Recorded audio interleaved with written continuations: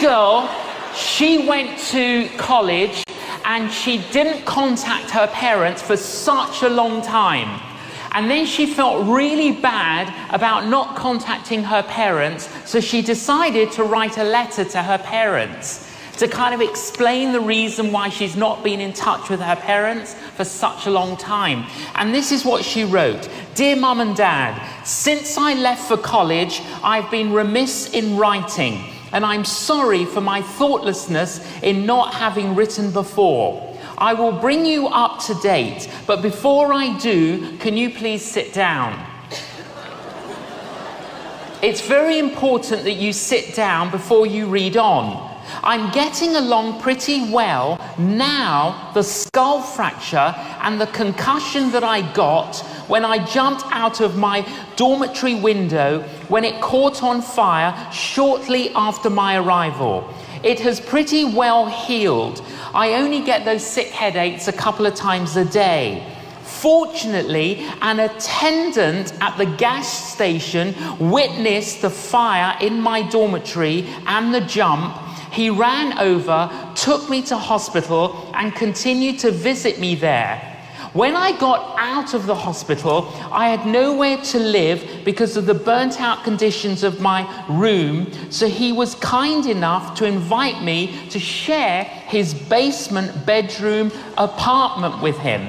It's sort of small, but very cute.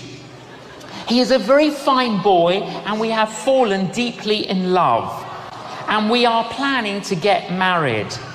We haven't set the exact date yet, but it will be before my pregnancy begins to show. Yes, Mum and Dad, I'm pregnant. I know how much you are looking forward to being grandparents, and I know you will welcome the baby and give it the same tender care and devotion that you gave me when I was a child. Now, the reason for the delay in our marriage is that my boyfriend has an infection, which I carelessly caught from him. I know, however, that you will welcome him into our family with open arms. He is very kind, and although not well educated, he is ambitious. Although he is of a different race and religion than ours, I know that your often expressed tolerance will not permit you to be bothered by that. In conclusion, now that I have brought you up to date, I want to tell you, there was no dormitory fire. I did not have concussion or skull fracture. I was not in the hospital, and I am not pregnant. I do not have an infection, and there is no boyfriend in my life. However, I have failed all my exams.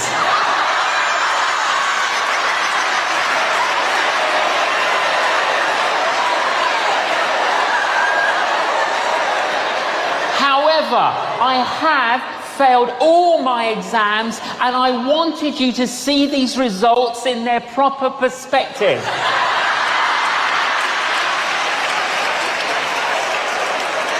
Now, you see, perspective is very, very important, because if she had written, Dear Mum and Dad, I'm sorry I've not been in touch, I've failed all my exams. You can imagine the parents, you failed your exams.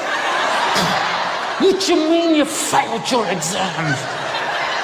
You know, we're supporting you, we're financing you, you failed your exams. But when you read all of this, and then she says she failed her exams, you're like so happy.